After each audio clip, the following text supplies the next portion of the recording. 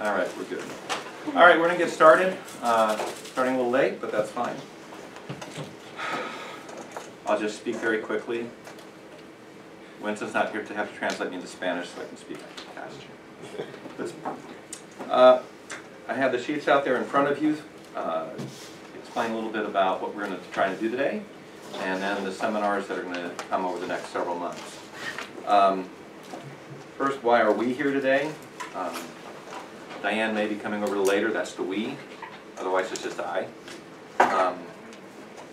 Diane and I have a real desire to make sure that parents have an understanding of what the scriptures say about parenting. And I guess part of it comes from our own experience. I was very privileged to grow up in a Christian home, and all the things I was eventually taught in the parenting material we teach, I thought was, everybody should know that, because that's what you do. And that's how I was taught. Diane was not raised in that kind of home, and everything for her was, I never heard this before, I never heard this before. How can you do that? So it made me more sensitive to the fact that a lot of people have not grown up in stable homes, and that's just become worse over the next generation. Many people are in single-parent homes, or they've been bounced back and forth between homes, and even if their home was intact, a lot of times they were not following any biblical principles for parenting. And so it really becomes kind of a shock to them of how do you raise a child. I remember when we brought Jonathan home, we both thought it's like, even though we had all sorts of classes already, and at least I had some good training, it was like, don't they know we don't know what we're doing? They're going to let us take this child home? Well, yes, they did, and you learn very quickly to put into practice the things that you hope you know. So we have a real heart for parenting. We've been teaching them for many years now. I know as to what we were raising our boys, the boys got to where they could tell where we were at in the parenting material, because it was a healthy reminder for us is, oh yeah, we should be doing that too. Because then we'd get a little more strict on what we wanted to do. So they always knew where we were at, because we taught it almost every year for at least a decade or more, and then like every other year or so. What we're doing now is we've found it extremely difficult to get people in a commuter area, which is where we are now, to be able to commit to an 18-week course. It didn't come every week. You get them for a little while. Actually, Kristen, you were at the very last one we did on that kind of schedule. And you saw how the class began large, and by the time we got to the end, it was very small. People would end up dropping out, something interferes. So we thought we'd try and do this in seminar format. That's a little different, and it does take different formatting. So if I'm a little bit disjointed, that's because I've had to reformat this to a different kind of way of doing it. I do not have the PowerPoints. Maybe next time I do it, I'll have the PowerPoints to get your attention. But I do have notes there for you. So you have lots of places to write things down and hopefully stay a little bit engaged. We are also interested in parenting from the standpoint that it should be one of the greatest blessings in your life. And I tragically find out that a lot of people find their children they consider them a curse. I remember 30 years ago reading an Ann Landers thing where she took an informal poll, but most people responded that if they had to do it over again, they would not have children. That ought not to be. When my son was young, his cousin's just a little bit older, my sister-in-law, had made a passing comment that, you know, in 12, 13, 14 years, it's hard to believe these little cute little rugrats are going to rebel. I'm like, why would you think they're going to rebel? Now, because in my own family, I'm one of 3 sons, I'm the middle guy. The teen years were absolutely wonderful in our home. My parents will tell you to this day, it was the best time in our family. And I was looking forward to that. And I thought that will be the best time in our family life. They'll be able to clean themselves, they make a little of their own money, so they're not constantly asking, Dad, can I have money for this? And then get a little older, 16, you know, you're going on vacation, they can actually help drive. And definitely help keep you awake, as they're doing that too. But eventually they learn what they're doing, you can actually take a nap while they're driving. They're more engaged, a different period in your parenting, but it's something to look forward to. And we would like that to be something you can look forward to. You can parent with confidence, knowing that the best years still lie ahead. And what you're doing now, next month is toddlers. Yeah, it gets a little interesting with toddlers, but toddlers are terrific. They're so interesting. Everything's why this, why that. Everything is brand new, and you look. It's a wonderful time of parenting. It almost sparks back into you a wonder of the world through their eyes. And they get to be children, and they're just cute as can be, and you have to bite your lip because you know you have to chastise them for doing what they just did. But man, they're so cute. Then they get a little older, and they start having bigger questions, and some problems come, and you start seeing them develop godly characteristics on their own. And by the time they're teens, they should be able to actually walk themselves with the Lord. And you see those elements of adulthood coming into them as they're thinking through things deeply.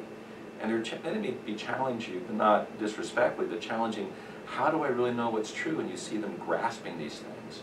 And you know, I'm nearing the end of the final product I'm after. An adult who's responsible. An adult who's going to be a blessing in the world.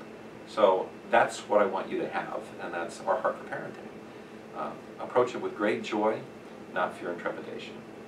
Well, let's pray and get into this. Father, thank you again for the blessing of children. Your word tells us that our children are blessings.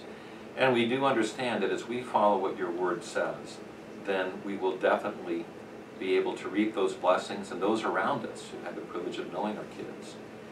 We also recognize that if we do not follow your directions, our children can be a great curse to us and to everyone else. We are very grateful that we have your word and from it the principles and precepts that we can apply to our children, each one being an individual and trying to figure out how to do it specifically for them. But with a great hope and confidence, you are at work, and we are getting to watch you at work through us. Give us insights this morning as we just lay some foundations for this. In Jesus' name, amen. Well, why are you here? Some of you, welcome. Hi. Guys, you come around this way. There's a couple seats over here. Are you the two that signed up on Facebook? I'm not sure. My You're not mother sure? is Frances, and my father okay. is Gregory She called Rodriguez. and Yes. left a message last night. Yeah. Okay. So a little bit, why are you here?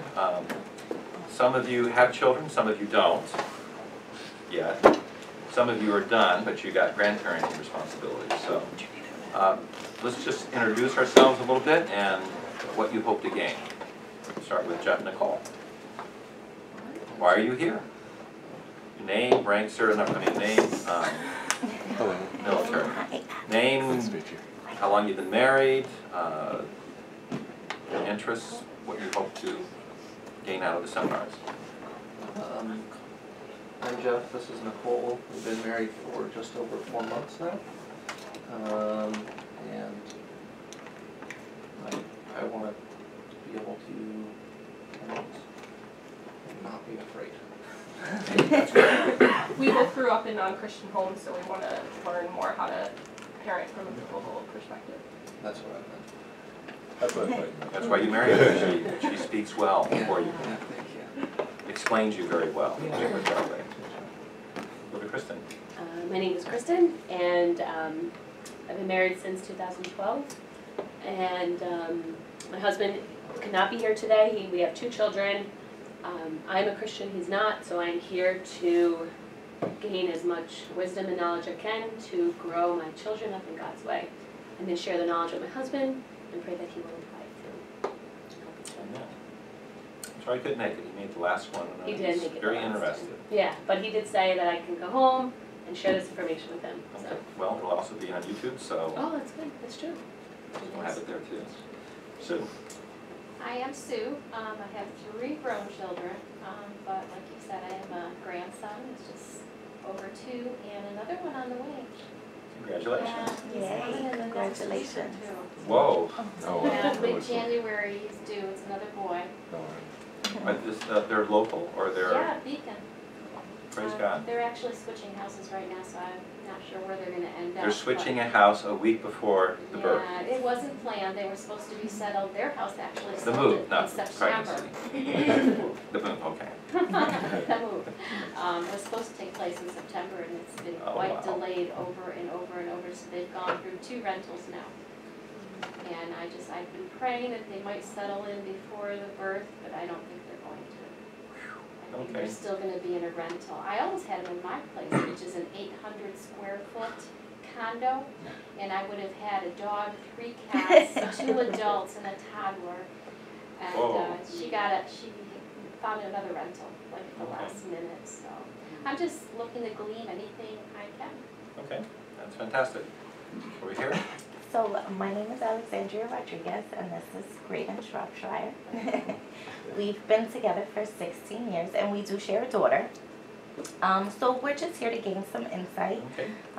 Parenting is very, very difficult, How and old it is your doesn't come daughter? with any instructions. 2 years old. 2 She's years a old, toddler. okay. She's into everything. Well, I'll tell you now, plan to come next month, first Saturday of the month, we're going to deal specifically with toddlers. Oh, really? Okay? A lot of insights there. We're Phil and Cynthia, and our daughter's 2 as well. Okay. And yeah, we have another one on the way, so maybe we Great, get a head start on that one. Thank you. And yeah, just same thing, to see how God designed that we should raise kids and do it in a godly way, so we could, want them to raise up in the right way. So And you both grew up in Christian homes. yeah.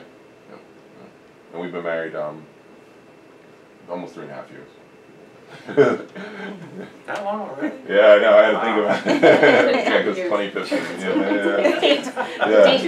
Let's go with the date. Yeah. Ours was easy. Abigail and Dorian, we've been married for 5 years. We have 2 children. Our son is 3 years old and our daughter is 1. We were both raised in Christian homes. And I think why we are here is just to also glean whatever we can and Okay. to reinforce, the things that just getting the biblical, guidance, I think will be good. Okay. I do advocate, attend these things periodically. 'Cause like I said, for Diane and I, it's like we're teaching every year, it's like, oh yeah. Because you get so wrapped up in whatever the current thing is, other things get left aside. One of my fears actually with doing this as a seminar is there's a lot of information in a short time. Normally a week by week, you can at least pick one thing and you can work on it all week and you'll be encouraged the next week. How are you doing this? Well, now it's going to be a month before we even meet again, so it's a little more difficult. So that brings up something else. One reason I had you introduce yourselves is make friends with the other Christian parents, those who would want to try and do the same thing, and encourage each other. That makes a huge difference in life, and I'll talk a little bit more about that later as we get going. So number 2, what are the basic tenets of these seminars? Basic tenets. And the first is that the Bible is the Word of God, because we go to the Scriptures to find out what God's design is. And according to the Scriptures, parenting is a great joy, the first blank. Psalm 127, is there a blessing? Second, parenting is a great work. Deuteronomy 6, and we'll be talking about that quite a bit. We have to be diligent, that's perseverance, patient in parenting. And sometimes, let's face it, our children can certainly challenge our patience, but we have to be diligent in going through the things we need to with them and not lose heart. Parenting is also a great responsibility. Deuteronomy 21:18-21 is actually a very scary section of Scripture because it talks about a parent whose child is rebellious and they've had to bring this child before the elders of the people, explain the rebellion of their children, and then stone the child. Now, that's not a toddler, that's not a young child, that is a child who's come of age and should know better. Now, we don't stone, so we wouldn't be allowed to if we wanted to. So that's not the issue. But there is a real sense here. If you do not parent well, understand you may be signing the death warrant of your child. If you don't teach them the things you need to teach them, they may go their own way, and that could end up getting murdered, murdering somebody else, getting in jail. It can be really bad. You have a responsibility, so that's number C. It is a great responsibility. God has entrusted to us precious lives. And then third, the family is a priority. God established the family in Genesis 2. We'll look at that in detail in a few moments. It's a picture of Christ in the church, Ephesians 5. We'll look at that briefly in a few moments. It provides the very first examples of godliness. 1 Timothy 5:8, it talks about Timothy himself and how he was trained by his grandmother and mother. His grandma was involved. So it is important for grandmothers to also be thinking through, well, how can I help my children as they parent my grandchild? How can I be a blessing to them? And we'll give you a couple caveats of being careful too. And then actually parenting is a qualification for leadership. If you are not parenting well, 1 Timothy 3 and Titus 1 both state you're not qualified. How you are able to lead is going to show up in your children. So it's a testing ground. Now, there are two non-negotiables upon which these seminars are going to be based. The first is that man is made in the image of God. That is our belief. That's what gives him personhood, and that means that we have the ability to make choices, volition. We have the ability to think and make decisions from how we think, so we're rational. At least we're supposed to be rational. I know sometimes we can act very irrationally, but we're supposed to be rational. We have that ability, and we're also emotional. So these are aspects of what we are. We're made in the image of God. We reflect Him. And second part of that is the belief that man has, since the creation, has fallen into sin, and so that depravity affects everything. And we'll point that out as we get into the parenting. Much of your parenting is hard work because you're fighting against the natural depravity that's in your child. And unfortunately within you too. So you're fighting a difficult struggle within yourself and then helping your child overcome as well. Sin is a problem. Number 3, parenting is a long-term process. It's not a series of seminars, okay? It's not even a series of classes. It's not reading a book. It is a long-term process. You will be working at this, and even after your children are out of the house, you will still be working on it, because if you've developed a good relationship with them, as you should, so that by the end of your parenting, they're actually friends. They're not friends as toddlers, your parent, but by the time they're an adult, yeah, you should have a good relationship. They're going to come back to you for advice. And you have to kind of remember what you did, because it's pretty classic that parents who restrict themselves become very free as grandparents. I remember I even had that talk with my father. He was like, "You're going to ruin those kids." And I looked at him and I said, "Dad, I'm not doing anything different than what you did with us. I think we came out okay. I mean, let's face it, I'm your pride and joy, right? And if I'm not, you must have done a lousy job, but I think you did well. Don't you think you did well?" Oh, you know, it took about 10 years when he said, "You're doing a real good job with those boys." Like, so what happens, you know? I pray that I don't do that when I become a grandparent. I do want to, I'm looking forward to the privilege, maybe Sue can elaborate on this at some point, is I'm looking forward to the privilege of spoiling the child rotten and sending them home. Yeah. Right? I can just play with the child and everything else and give them lots of sugar and send them home and let them, mom and dad deal with it. Oh well, I don't know if that's going to happen or not, but we'll see. Oh, it's going to happen. It's going to happen. I'm going to get to spoil your kids. And then a couple comments here. First is program versus philosophy. It's not a program, because parenting is not a program. What we hope to instill with you is a philosophy for parenting, a biblical philosophy of parenting, something that's principles and precepts which you have to then apply directly to your child, which means you have to think through everything, because your child is different. And if you have multiple children, you will find that they're very different.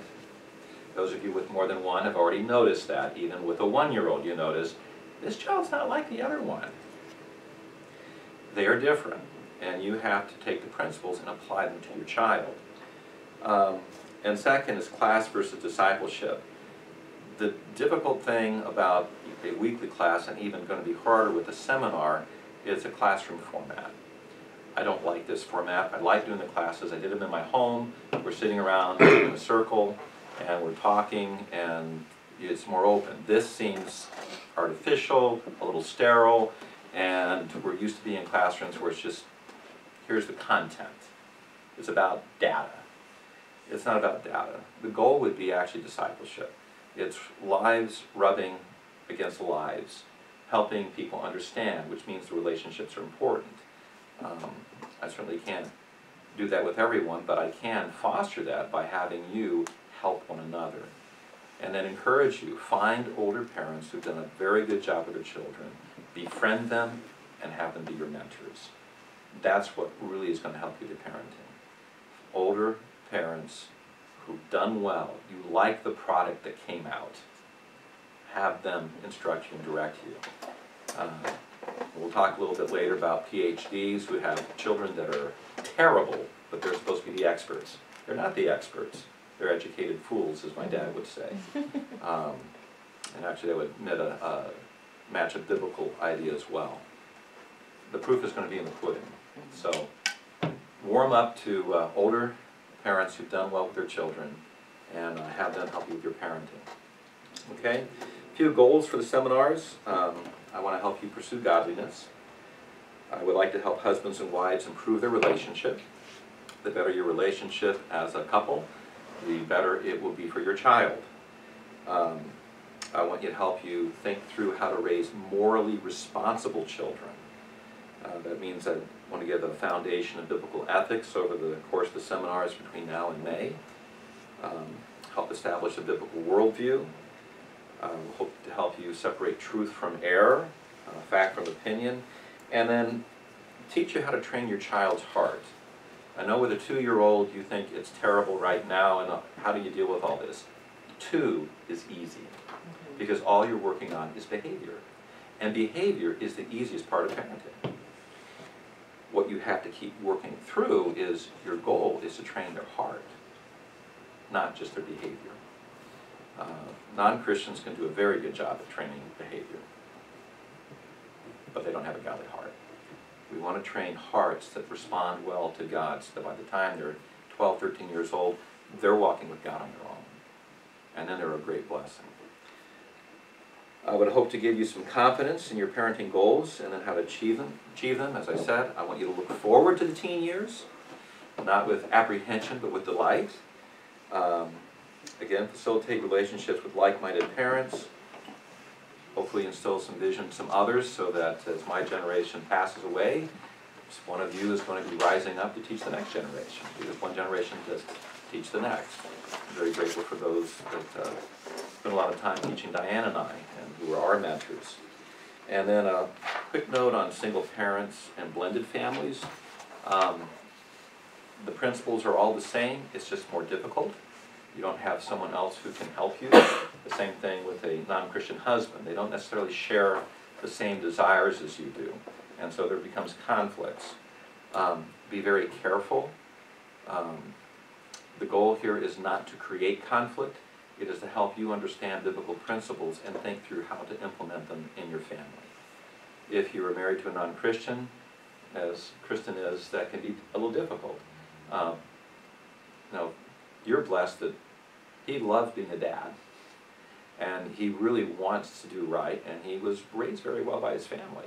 So there's a lot of blessings right there, but not necessarily share the same goals that you have with him. And yet you find, as you're a godly wife, he becomes a better husband too. He'll respond to that, which is what 1 Peter 3 talks about. If you're a man, don't run roughshod over your wife. Understand God has given her to you for a purpose, and she's going to have some insights you don't, even a non-Christian one.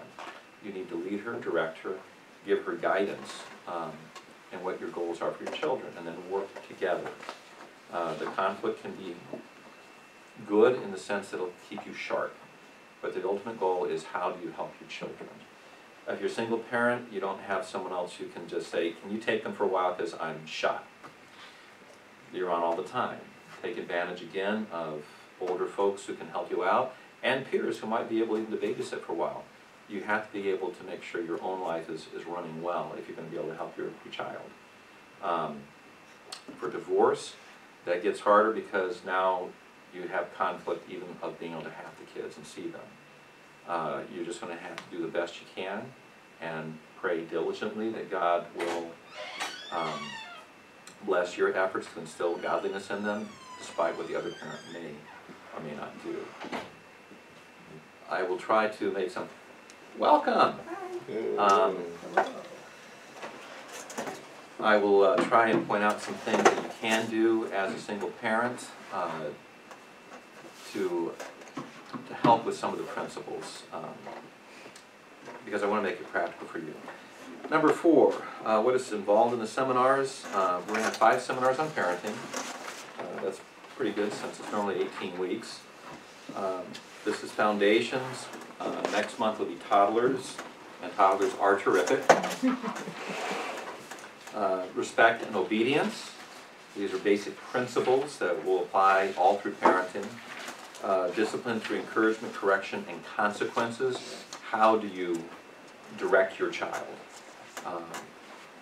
Our tendency is to think discipline just is negative. It's not. Most discipline is positive, or at least it should be. There are some negatives, and I want to go over how to do that in a godly way. And then the last one is going to be about responsibilities, instilling it in your children. How do you deal with those transition years as they're moving into adolescence? And then what do you do with a teen? So we'll cover those. So hopefully, barring that it will be like this instead of snow. When I saw the forecast, I thought, oh, Lord, thank you so much, it's rain. Rain runs off. It makes mud, but it runs off. If it was snow, we'd probably be canceled. So hopefully it'll work that way. I already talked a little bit about the weakness of seminars. Take advantage of resources. It's either the last page or near the end. There's a sheet that just has resources.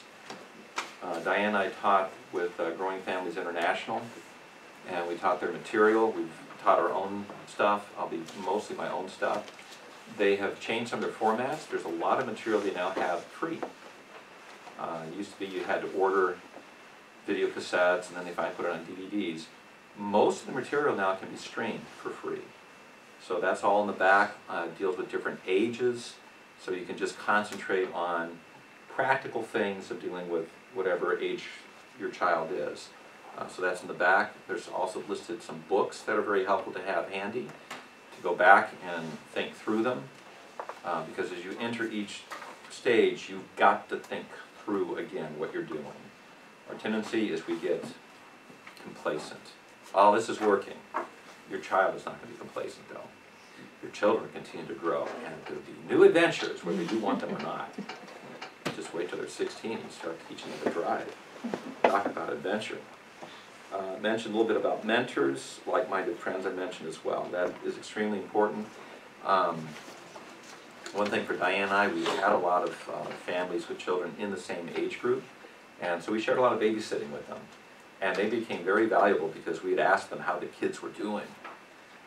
Because your kids will act differently with other people. And sometimes you'll find areas you need to work on that you didn't know. They were helpful to us, we were able to help them. So like-minded friends are very helpful. And then the children of like-minded friends tend to encourage each other. We had a period of time when almost all the parents here were of the same mindset. And so the kids would help each other. You shouldn't do that. You know, the kids are, you should do this. You know, it's sort of like having lots of older siblings who are godly, not necessarily what you might have been as an older sibling. I wasn't always nice to my younger brother, but he was terrible to me, so he deserved it. But I had a wonderful older brother. Okay, our structure, basically we have 4 sessions with breaks. It's going to be a lecture, but it's open for Q&A. If you have questions, just go up your hand and we'll see if we can deal with them. I want this to be as practical as possible. If you want to debate me, we can debate after the seminar. and I'll probably just encourage you to produce your own seminar. Okay, so I'm really not gonna, I won't debate in class. Couple warnings, this is a husband-wife commitment, and good parenting works best when both parents are like-minded. So again, as I mentioned earlier, wives, don't usurp your husbands, and husbands lead with both gentleness and humility. And understand it's biblical principles that we're trying to convey. That's first. And what we're conveying is going to be in conflict with what's out there in the secular world. And unfortunately has come in very strongly into the church. It's going to be very different. Our society has moved way, way over, and I'll talk about that a little bit later. And second, another tip here, the biblical principles must be understood, and you must apply those to your child as an individual, because they're going to be very different. The three of ours were very different. If we only had two, I'd be a really rotten person to be around, because I'd be so proud of my first two, and we got it together. This is exactly what you do. The third one was so different, he made us humble, because we started recognizing this. Okay, it's not a program. You just do this, this, and this. It's no, I got to think seriously through that. One of them is Jimmy really doesn't have much in the way of pain receptors. So the little chastising we did for the other ones wouldn't work on him at all. At all. He'd laugh at you. We had to find other ways and think through some things and finding out how he ticked. He also has Asperger's, so he thinks differently. And we had to figure out how to help him and teach him according to how he perceives the world. So just keep that in mind. These are biblical principles. They're not going to be do A, B, and C and everything works this way. You have to apply the principle to your child as your child is.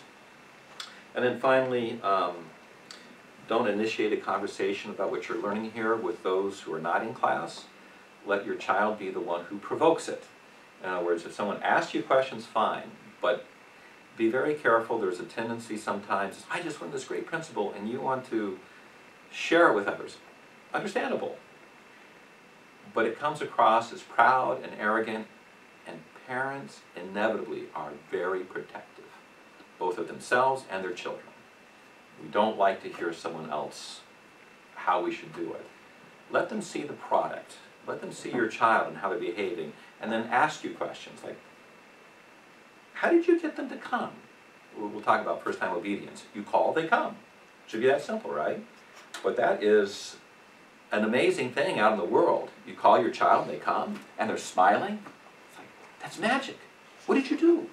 Okay, let that be the thing, and they start asking you, well, I've been trying to imply some principles from a parenting class. Now you have an open door, and you're not going to come across as proud. Be humble. Humility is a great virtue. You want it instilled in your children, it needs to be in you. That includes in how you parent. Okay? Okay, babysitting options. Looks like everybody made arrangements. We did have Hannah here, nice and early, but no one needed her. If in the next seminars you need a babysitter, you have options. You can make private arrangements like you have. You can, whatever you want to do. If you want to have someone here, let us know, and we'll arrange for someone to be here at the church. All right, let's get into the next one. I did a seminar on this a month ago, on roles of husband and wife. So I'm going to kind of be brief with this, but it is the foundation for parenting. So I want to go over this fairly quickly. I want to lay a foundation of God's design for the family, and it's going to begin with the roles of each person in the family. Husband, wife, parents, children. Be careful as we go through some of this stuff. It can be easy to find something to criticize about other people. Husbands criticize wives, wives criticize the husbands. That's not the purpose. The goal is understand the roles and responsibilities of your spouse so that you can encourage them, not criticize them. Build them up, don't tear them down. You tear them down, that's an ungodly thing to do. You want to encourage them to take on the responsibilities or change some things, but you're not going to tear them down. You start accusing, you're not going to really get anywhere, you're just going to have more conflict.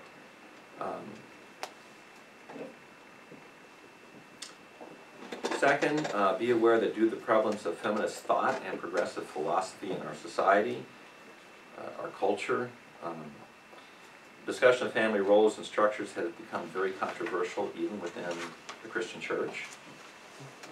Now, by feminist thought and philosophy, progressive philosophy, I'm referring to the general view of women and their roles that have come to be accepted by most Americans. And you're going to recognize what I'm talking about as I mention it, especially if you become uncomfortable. Then you'll recognize you've probably been affected by that. Almost all of our culture has,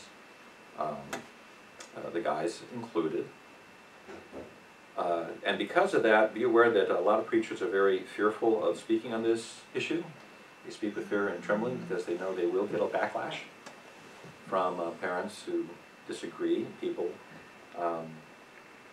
Well, I suspect that some of you in the room could, and certainly those who watch this on YouTube definitely will reject some of the things that I say, simply because I'm not living your life. And so they think I don't know what I'm talking about and can't say it. Well, my background is probably different than yours. I'm a guy, not a gal, so that is certainly different for at least half of the folks, right? My sons are not the same age as yours, except maybe Sue. I have adult children, 3 sons. I only have sons, so when it comes to girls, I tell people to go talk to Ed Cologne. I understand sons very well. Girls, I like to say God has blessed me, but those with girls say, no, we're the ones who are blessed, and that's a good thing. And if you have both, then I guess you're doubly blessed. So some would say that disqualifies me from speaking on the subject.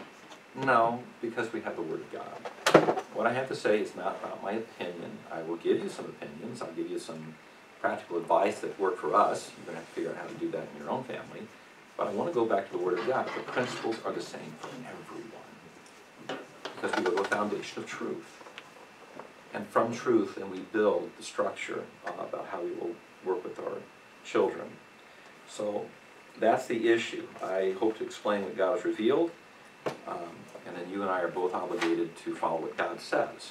He's the judge, and He's going to hold us responsible for that.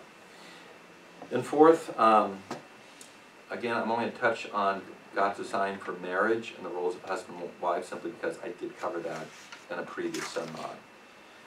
Well, let's start with Genesis 2. This is the foundation for the family. And again, there's much more detail in the previous seminar a month ago. But Genesis 2, God forms man out of the dust of the ground, and then He declares that it's not good for man to be alone. I'll make a helper suitable for him, someone who corresponds to him. And if you're familiar with Genesis 2, you know that God then brought all the animals that He wanted him to name in front of him, and Adam named them. As he got done with all that, the text says, but there was not found a helper suitable for him. Nothing in all the animal world corresponded to Adam. So God put Adam to sleep and did the first surgery, took a rib, and out of it fashioned a woman. All right? So man is made, formed from the dust of the ground. Different word for women. You are fashioned, and that's a good translation of the Hebrew, from a rib. So you're not dirt. Men are dirt. Women are refined dirt. Okay? Now, I think it's significant even. It's from a rib, it's from the side, it's not from the head, it's not from the feet. It's someone who corresponds. She's not over him, he's not over her. They are together, they're partners. And when Adam woke up, God brought her to him, and He said, this is now bone of my bone, flesh of my flesh. She shall be called woman because she was taken out of man. The word woman there, Isha, simply means female man. That's how close the correspondence is. I know sometimes the conflicts between men and women, it's almost like it's a different species. No, you're not a different species. You're just different, but you're the same. Okay? Moses then declares this after all this. He says, for this cause a man shall leave his father and mother, shall cleave to his wife, they shall become one flesh, and the man and his wife are both naked and not ashamed. That passage is then quoted throughout Scripture, several times in the New Testament. Jesus quotes it because that's the foundation of the family. Now, notice there's no children. They're a family. You don't have to have children to have a family. That actually is incorrect to say, well, we haven't started a family yet. You got married, you're a family. All children do is make your family larger. It just expands the size of it, that's it. And that's a very important point, because you were family before your children came, and at whatever point they mature and grow up and leave the house, you're still a family. Okay? And we'd like you to be as joyful after they leave the house, and it's just the two of you, as it was before they ever came. That would be a goal. Sadly, there's a lot of divorces after the children are grown, because the husband and wife don't even know each other anymore. Something got lost. You're already a family. That priority that God has placed in the family is the marriage. Children are welcome members of that. We'll be repeating that quite a bit. Paul quotes this in Ephesians 5, and then he adds this in Ephesians 5:32. This is a great mystery, but I speak concerning Christ and the church. He's actually explaining the purpose of marriage. So marriage has a purpose beyond the two of you. It actually has a purpose in the glory of God. It's a picture of Christ's love for the church and the church's love for Christ. And that means there's hope in a marriage no matter what is going on in it. Even when things are a great struggle, God cares about your marriage. In fact, He cares about it more than you do. And He is going to do everything that He can to enable you, if you will follow Him, to make it a good marriage. To make it something that is a blessing to Him. And that is true even in situations of being unequal yoke. And I think that's certainly true for you and Darren. You've got a good marriage. You've worked hard at it. And it's the wonderful joys within it. Okay? Now that doesn't mean marriage is easy. It still takes a lot of work. But the work is worth it. Because the relationship becomes closer, and God uses the other person in your life to make you more what He wants you to be. Now, that means if you have a difficult marriage, if you set your goal on pleasing God in it, doing things His way, you can still have joy and peace even in the midst of the conflict. In fact, you'll probably grow faster in Christ there than you might otherwise. I've seen that over and over with unequal yoke families, including my sister-in-law. She grew very rapidly as a Christian. She became a Christian and married to a guy who wasn't a Christian. The conflicts made her closer to God, and she learned fast what it meant to be a godly wife to Him, and she became a real blessing to Him. So if you have a difficult marriage, make sure that is your goal. There's no such thing as an irreconcilable marriage.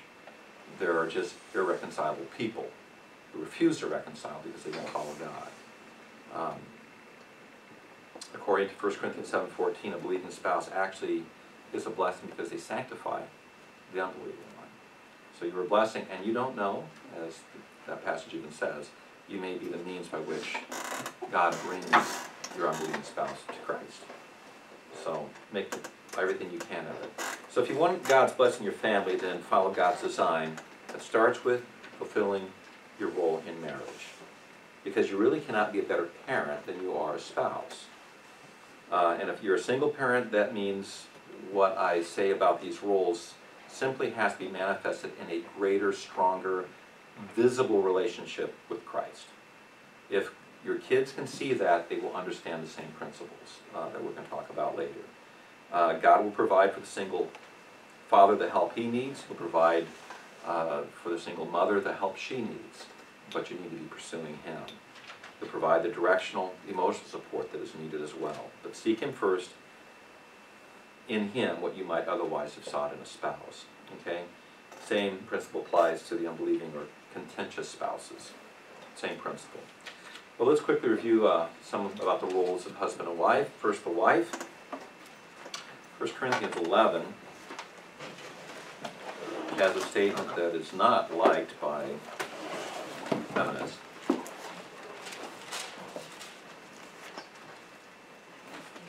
And he's dealing with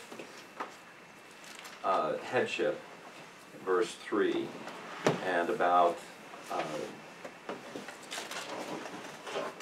the father is the head of Christ, Christ is the head of the man is the head of the woman. Usually that's not well received in our society.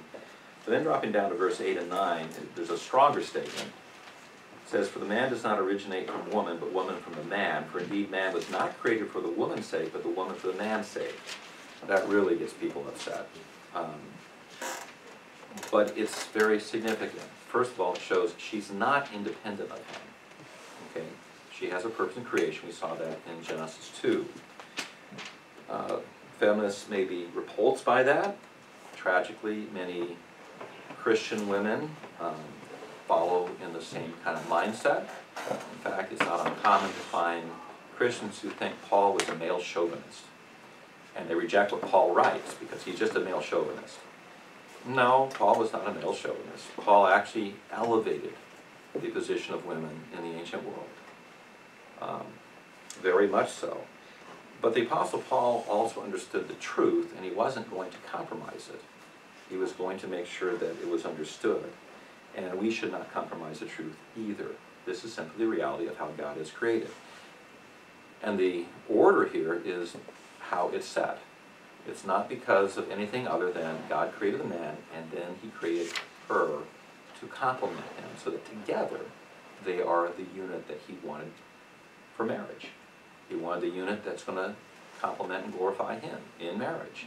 They're going to be the unit that's going to fulfill all the tasks that he's given to them in Genesis 1 about fulfilling the earth and multiplying. It all occurs right there. So the two are necessary for God to carry out all the things he had commanded. The other thing I'll say about this is, ladies, do not trade in the very high position that God has given you for the absurdity of feminism. Because when you really analyze it, what feminism values are all the characteristics that belong to men. So if you can become more like a man, then they think you're valuable. That's nonsense. Take the value God has given you and praise God that God made you as a woman. It's a very high, high calling. And rejoice in it. So be feminine, not a feminist. Praise the Lord, he made you as a woman. Okay? I have lots of sermons, especially on Mother's Day. I talk about that a lot. The high calling God has given women, the wonderful worth of women. Now, if we go back to Genesis, we find that Adam and Eve, neither one of them had a problem with the roles that God gave them. They were both fine with the roles until Genesis 3. Sin comes into the world. Eve is deceived. Adam knows what he's doing. He takes of the fruit of the tree of the knowledge of good and evil and plummets all mankind into sin. Romans tells us our sin nature comes from Adam, comes through the dad. And that curse of sin has made every relationship since difficult. Shouldn't have been that way, but it's become difficult. It's changed the nature of humans so that our basic nature is selfish instead of other-centered. And selfishness in a marriage is disruptive. It's supposed to be you're there for the other person. But as one book I like to recommend for people having marriage problems, he has this great description of marriage. People are looking for someone who will give to them. They are a tick looking for a dog. Okay? They're looking for someone who's going to provide all they need. And they get married, and lo and behold, there's two ticks and there's no dog. And no wonder they have conflict. So the goal in a biblical marriage and in being redeemed is you both should become dogs. Be willing to give. And I like dogs. They're always happy to see you. And not like cats. Cats are just independent. Cats are satanic. Unless it's your cat, right? Well, maybe it's your cat. But dogs are just always happy to see you. They're giving, they're loving. And that's the idea. That's what we should be in our relationships. Philippians 2, 3, and 4 actually tell us that.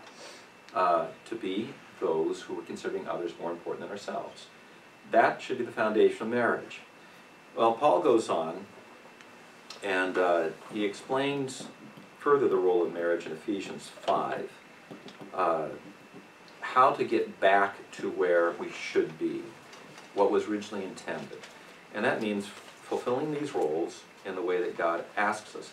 Now, in Ephesians 5, the whole passage there is premised on the idea of walking in wisdom. Walking not as the world, but in the wisdom of God. walking according to the Spirit of God, who should be filling you, that is controlling you, directing you, that's going to come out in praise of God. It's also going to come out in mutual submission, which is chapter 5, verse 21. There's a mutual submission. Then it goes to verse 22, and actually it would be translated, wives, to your own husbands as to the Lord. There's no verb. Your text probably has a verb in there. It should be in italics or brackets. And it says be subject to or submit to. That verb comes from the verse before. In the process of walking in godly wisdom, of being filled with the Spirit, of submitting to one another, the wife has a priority in submission to her husband. But there's going to be a submission he's going to have back to her, but she has a priority in that.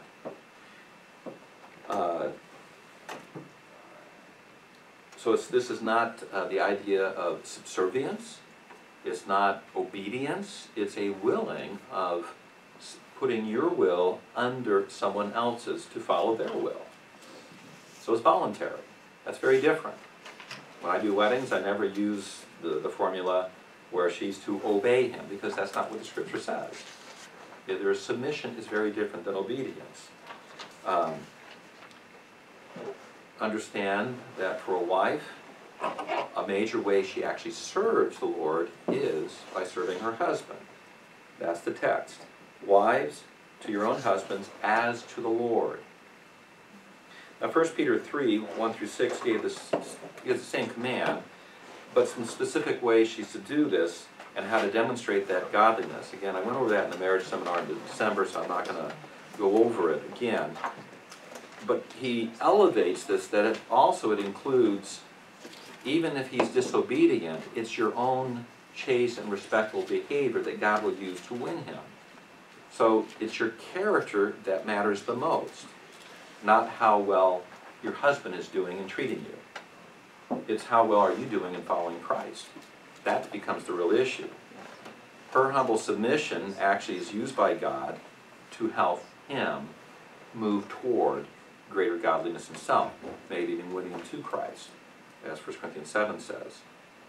Now, let me put a few limitations on that submission. First, submission is primarily to God. First and foremost, just like Peter and John before the Sanhedrin, we must obey God rather than men. We obey God. We submit to God. So if your husband asks you to do something contrary to what God says, you can't obey him. You have to obey God first. You can't submit to him. You have to do what God says. There's a limitation on that. It doesn't mean you allow your husband to abuse you. 1 Corinthians 7 deals with some issues there. If that's what's happening, then there are some principles that can be applied. And actually, that would include, you can apply the laws of the land. This may sound a little harsh, but a little jail time is sure a lot better than spending eternity in hell. Okay? It could be a wake-up call if the authorities have to be called in if it's an abusive husband. And third, submission also does not mean coddling the fellow so he won't leave. You're to be a godly woman, be humble, have those kind of characteristics, chaste, respectful behavior. But if he does not want you to be godly and he wants to leave, let him leave. Okay? That's what I mean by not coddling. You are to be pursuing Christ. The only caveat there is making sure that if he can't stand you, it's because of Christ in you and not because of you. Okay? I've seen people who want to try that. They're obnoxious, and then they want to say they don't like the Lord in my life. They love the Lord in your life. They just wish you would do something with him, obey him, follow him. But there are those that cannot stand a godly woman. They want sin, and the presence of godliness just continually brings them conviction, and so they will leave. Okay, so those are the limitations. Now going back to Ephesians 5, verses 25 through 33, all deal with the husband's role. The fact that there's that many verses tells you who gets the most instruction. But at the end of verse 33, there's also another command to the ladies, and it says, let the wife see to it she respect her husband, or King James has reverence. To be direct, he may never admit it, but he wants and he needs someone who's going to believe and encourage him. He really does need that. the old adage behind every successful man is a strong woman is true, okay? He can only do it because she enables him to do it. That's Proverbs 31 as well. Her husband is only at the gate being part of those who are leading in the whole community because of what she does for him. The success is both of them. If she didn't do it, he couldn't do it. So your husband has a need for you to encourage him towards success. That's really a primary role that you have. You treat him with respect, and he'll try and take on the world. If you belittle him, you're going to either lose him, because he'll just decide, I don't care about the relationship, and he'll find something else to do, or he's going to shrivel up and be a mouse of a man. You definitely don't want, I didn't do this counseling, I heard someone else talking about this couple came in, and it was like, are you a man or a mouse? She said it. Squeak up. She lost him because she did not get the husband she wanted. She got a shell of a guy, and that's tragic. And I've seen that happen a lot. Feminism just makes it worse. So understand, you have a very powerful role. Now you say there's not much respect about your husband. Find something. Start there, and then work from there. You can find something. If you're only looking to criticize, then you're going to tear him down. Look how you can build him up. Help him become what God would like him to be. And then if he succeeds, understand, the reason is God used you to do it. All right, what about the role of the husband? Much more verses about that, much more responsibilities. Ephesians 5:23 actually explains the reason for the wife's submission, because it's directly related to the role that God has put upon him, this awesome responsibility. It says the husband is the head of the wife, as Christ also is the head of the church, he himself being the Savior of the body. So headship is a position of authority and responsibility. It's not a superior versus inferior. Okay? The woman is different, not inferior. In fact, she may very well have superior abilities in many areas to him. And if he's wise, he's going to take advantage of those. But the issue here is not ability, it is, or skill, it's order and purpose. Going back to 1 Corinthians 11:3, which I pointed out earlier, that is simply the order of creation. That is the order which God has established it. That is the order that he has done. So keep that in mind. 1 Timothy 2:13 also points that out. It's simply the order of creation, and that's how God has set up the order. So if you have a problem, the problem is with God. Now, here in Timothy, many men would like it to stop at that verse and not continue. But it continues. And so it weighs on greater responsibility. But again, this is a passage, the context is mutual submission. Out of that, there is her submission to him, a respect for him, and all of his responsibilities. To be the head, which means the responsibility to lead and shoulder the responsibilities.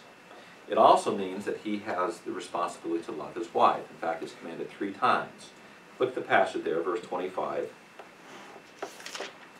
Husbands, love your wives, just as Christ also loved the church, gave himself up for her, that he might sanctify her, having cleansed her by the washing of water with the word, that he might present to himself the church in all her glory, having no spot or wrinkle, or any such thing, but that she should be holy and blameless. So husbands ought to love their wives as their own bodies. He who loves his own wife loves himself. No one ever hated his own flesh, but nourishes and cherishes it, just as Christ also does the church. Because we are members of his body, for this cause a man shall leave his father and mother, shall cleave to his wife, the two shall become one flesh. This mystery is great, but I am speaking with reference to Christ and the church. Nevertheless, let each individual among you also love his own wife, even as himself, and let the wife see to it that she respect her husband. So here he is commanded to love his wife 3 times. Each example gives a little different aspect of what that love is to be like. Husbands, if you fulfill your role, it is very easy for your wife to fulfill her role. Because if you love her in this way, it's easy for her to respect you.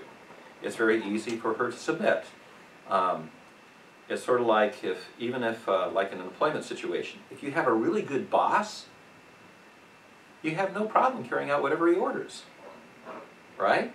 It's just easy. If you understand God's love, it's easy to follow what He says. So your love is the means by which it's going to enable her to be all that she needs to be. Now the first description here is love her like Christ loved the church. An impossible standard unless you have a close walk with Christ yourself. Because it's going to take a submission to Christ in order to do this kind of sacrificial love. Because this is not talking about a warm, fuzzy feelings of affection. That's our society's idea. That's where we even get silly things like marriage vows, until love do us part. What does that mean? And it means until I don't feel the same way about you. Eat too much onion soup, you won't feel the same way about someone. All you're concerned about is the gas in your stomach. Warm, fuzzy feelings. Glad you have them. I hope they're there. I hope you cultivate them. That's not the basis for love. If it was about how pretty or smart or kind she may be, and again, you should tell her she's all those things. Romance is fine. Enjoy it. Make her feel good. But if that was the basis of your love, you're in trouble. If God is gracious and she gets old, she's going to have wrinkles. Okay? It's going to change. When I was dating Diane, it was, I am looking forward to growing old with those eyes. And now we look at each other and say, the goal is being fulfilled. I love your wrinkles. Okay? How kind she is, that can vary on the day. If your toddler is really acting up, you know what? She may not be so kind to you when you get home. She's about had it. Okay? She's stretched to the limit. So I hope that's not the base of your love. How smart she is, she's probably an Einstein in so many areas, but I guarantee you will find the area with like, huh? How? Right? Don't worry, she can do the same thing for you too. That's not the basis of love. The basis of love is this command, and it's a self-sacrificial love done in pursuit of holiness. This is agape love. Jesus gave himself up for the church. He sacrificed, yielding his life for the benefit of the church, and he did it while we were sinners, Romans 5:8. Agape love is centered in the best interest of the other person and sacrifice itself for that. In marriage, we start learning it. In parenting is when we first really start getting a grasp on what this means. Think about it. Now, this is more for the guys than the gals, because you've had this relationship with this baby as the baby's growing in your womb. For the guy, it's just, I'm watching, okay, you know. We finally get to hold the baby. Oh, wow, look what I have. And it spits up all over you. And then it poops all over you. And you're like, and what am I getting? I can't even get this thing to smile at me. What have you gained? Nothing. Except expenses and responsibility. And yet, you will give anything for that child. And it only increases as they get older. Right? You do that naturally. I will sacrifice all the things you used to spend your money on. Do you spend your money that way now that you have children? Absolutely not. It's all for other things. And you are so happy about it. When you were a kid, we just got past Christmas. What was Christmas about as a kid? I wonder what's under the tree for me, right? And you become a parent. And I know some of you, the kids are young, so you're not quite there yet. As they're a little older, the excitement of you're giving them gifts. And you're happy, you're ecstatic. You don't care if you get anything. You just want to see them happy. Do you see the beginnings of an understanding of agape love? I will sacrifice for the best interest of this other person. That's really what's supposed to be here. That's the love husbands are supposed to have for their wives. It's a sacrificial love. But the text is also very specific that this sacrifice is not for just her happiness. Hopefully he makes her happy. In fact, it's not for her happiness. It's very specific. The goal here is the sacrifice is for her holiness. He sacrificed himself that she might be holy and blameless, that he might sanctify her. That is being missed too often. I've heard Christians even make the kind of claim as, well, she doesn't have to submit to him until he loves her the way she wants to be loved. That's ridiculous. First of all, the way she wants to be loved is probably not correct, because she wants to be loved in a selfish way. And he is commanded to love her in a sacrificial way for the purpose of her holiness and helping her become more like Christ. That means sometimes the love is going to expend itself or display itself, take action that's not going to make her happy. She'd rather do this, but we need to do this. Okay? That's the sacrificial love. I'm going to make sure I'm doing what's necessary to lead her in holiness and righteousness, so that she will be all that God wants her to be. That's what Christ did. Now, this is going to require humility on both parts. For the husband, you do this not with a firm hand, but a gentle hand in leading, not driving. It means you're the head, and by your godly example, you promote, you encourage her in walking in righteousness. But your goal isn't her happiness, it's her holiness. It's very different. Never entice her to compromise to sin. Okay? Second, husbands are commanded to love your wife as your own body. How do you treat yourself? You nourish yourself, you cherish your body, you take good care of it. All right? There's no question about it. You show that same kind of care, love, concern, compassion. Do you cherish your wife that way? That is the second example. And that's not just physically, it's physical, mental, emotionally. Are you looking out for her best interest?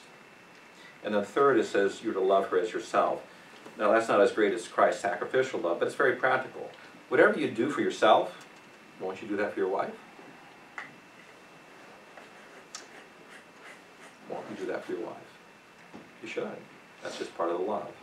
Okay? Summary then, the role of the husband and wife in marriage. Mutual submission to each other. Each submits to the Lord.